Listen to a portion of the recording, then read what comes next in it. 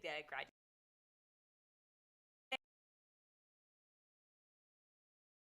The graduation parties, they're just wrapped in. They're part of summer, right? That's like that end of the school year into summer transitional event. So those are so much fun. And there's always good food there too. You know, it's like we're just starting to break out into like the more summery foods that you don't really have the rest of the year, I feel like. I don't know. Maybe this is just a me thing. I feel like I could have summer foods the rest of the year too. I don't want to say I'm restricting myself to just the summer for, you know, barbecue, hot dogs, burgers, and all that. Anyway, this is getting away from me. But also, shout out, yeah, Swagman, new baby. We're super excited about the Swagman's new baby, which I think was born yesterday. So big congrats goes out to him and his family.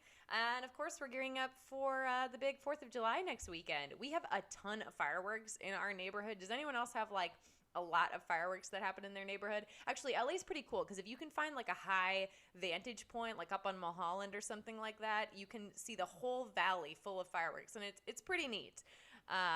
So that's a fun activity for the 4th. But anyway, we're not here to talk about fireworks just yet because the real fireworks happen in the trivia game. Happy National Beautician Day, everyone, and I just know you all look beautiful as you play the Thursday edition of Daily Trivia Live, the mobile game show where you win money from the comfort of your phone. Be sure to gently wash your face as you play for the grand prize. That's $1,000. Let's take a look at that. And if you can correctly answer 10 multiple choice general trivia questions, you'll win your share of it, $1,000. In this game, you'll earn 1 bonus SP for every question you get right after question number 1, even if you've already been eliminated. If you win the game, they're automatically added to your prize. Otherwise, you'll have to claim them at the end of the game to keep them. Simple enough. The first time you get a question wrong, as long as it's before question number 10, you can rejoin to get another shot at the grand prize, either using SP or with a free rejoin. Click the plus sign in the top left-hand corner of the main menu anytime a game's not happening and get free rejoins by watching videos. Free rejoins. Also, this week is a second chance week, which means you're getting 3 free rejoins for each game you play, credited before the following game begins. 3 free rejoins. Incredible. Each game, we also give away 5 100 SB prizes to 5 players who win and claim at least 1 SB in the game. Here are Wednesday's winners. Check that out. Congratulations to all of you. You've already been credited. Everyone else, keep playing and claiming because next time the winner could be you. Yes, you listening right now just for playing. Let the game begin. Here's question number 1. The Bordeaux, Burgundy, and Sonoma County regions are well known for their production of what drink? Orange juice, milk, or wine? This drink has such fancy regional names attached to it, I feel. Fun and fancy, you know?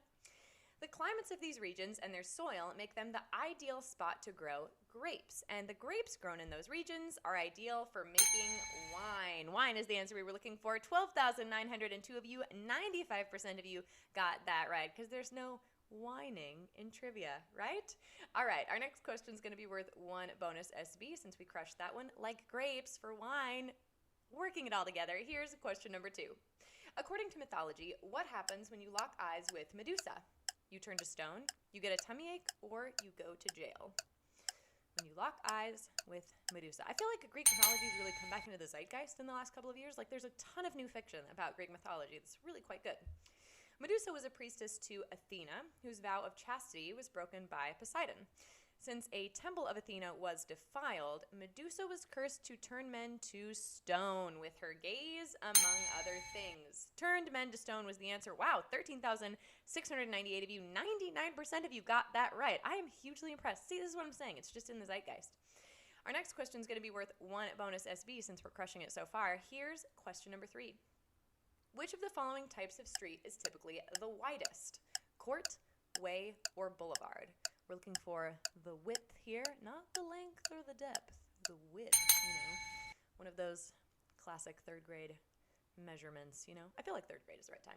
The type of street is more than just a name. They refer to the width, what's on it, and where it goes. A court, for example, ends in a cul-de-sac, and a boulevard is a super wide street. Boulevard is the answer. 10,371 of you. Okay. Almost a quarter of you on that question, but it looks like some of you have been playing all week. You got those rejoins. We've got 3,000 people back in the game, just about. Nice, because we don't want this. We want this question to be a cul-de-sac. You know, you turn around, you come right back in the game. Our next question is going to be worth 1 bonus SB. Here is question number 4. Who was the first sitting U.S. president to fly in a plane? Teddy Roosevelt, Franklin Delano Roosevelt, or William Howard Taft? Just felt like I needed to say what the D stood for, just in case we were all unclear. But that we're looking for the first sitting president to fly in a plane. I feel that's important to this question.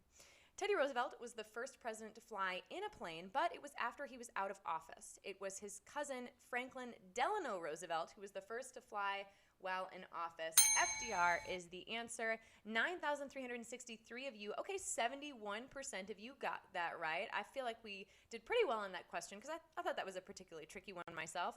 If you didn't get that one right, just so you know, this is one of our hint questions. So if you're not following Swagbucks Official over on Instagram, getting those hint videos, check us out over there after the game. Our next question is going to be worth 1 bonus SB. So here we go. Here's question number 5.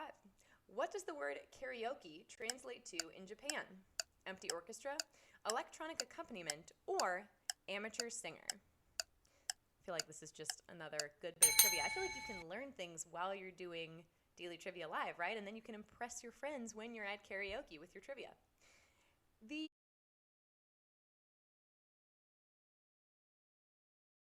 orchestra, when you go out for karaoke, empty orchestra is the answer. Whoa, okay, that was a tough question. 4,915 of you, only 41% of you got that right, so we lost over half of you on that question. But we don't want our trivia game to be empty like the orchestra. We want you back in the game, and it looks like we've got 4,000 rejoiners. Amazing. We love to have you back here because, like a good karaoke party, a trivia game needs contestants. You know what I mean? Our next question is also going to be worth 1 bonus SB. Here we go. It's question number 6. Complete this Andrew Carnegie book title. How to Win Friends and Press Pants, Fix Your Own Car, or Influence People. This Andrew Carnegie book title.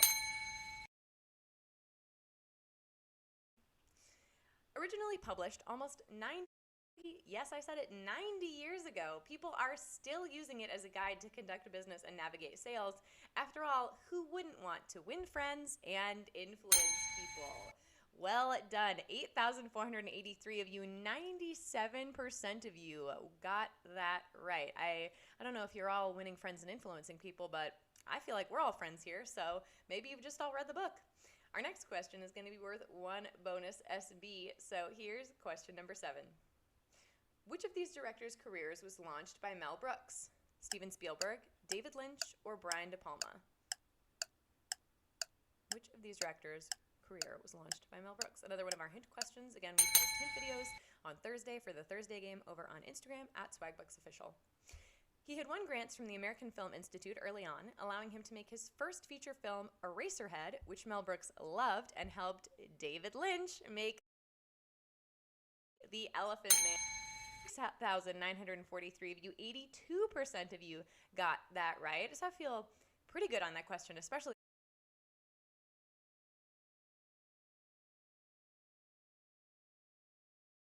We love to see that. Our next question is going to be worth 1 bonus SB.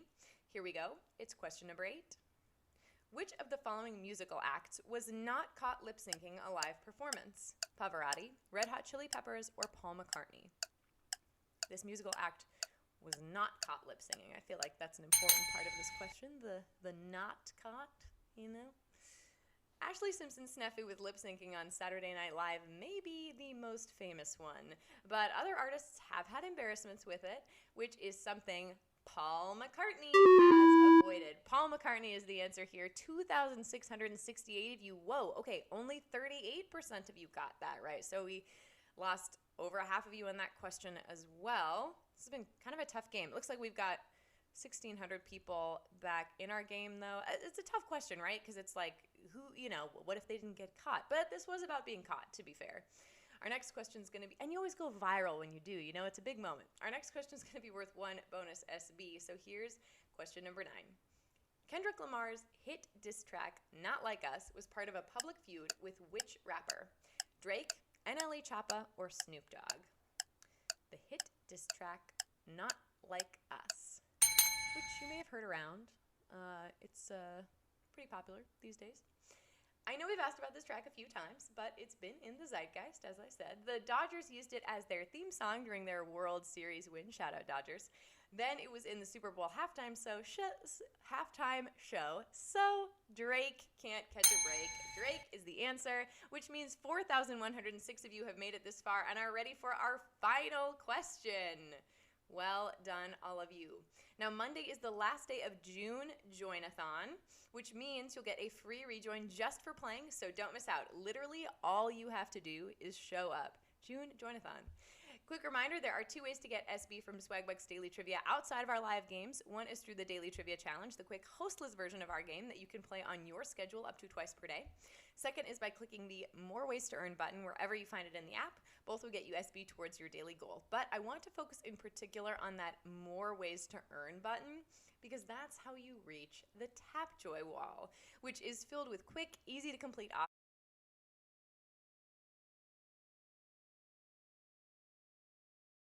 Because that's a winning habit, and building winning habits is what I want for you. Just, summer resolution. Why does New Year's gotta have all the resolutions? You can start building those habits by clicking the Tapjoy image that will appear at the end of the game. But before we get to our Tapjoy, I got one more bonus SB. It's question number 10. Which of the following movie formats requires the audience to wear special glasses? 3D, IMAX, or widescreen? Special glasses. Which one of these formats do you get special glasses to watch? The classic red and blue glasses produce the images you see by modern 3D glasses work with polarization, which means 3,973 of you knew that answer and are splitting our grand prize.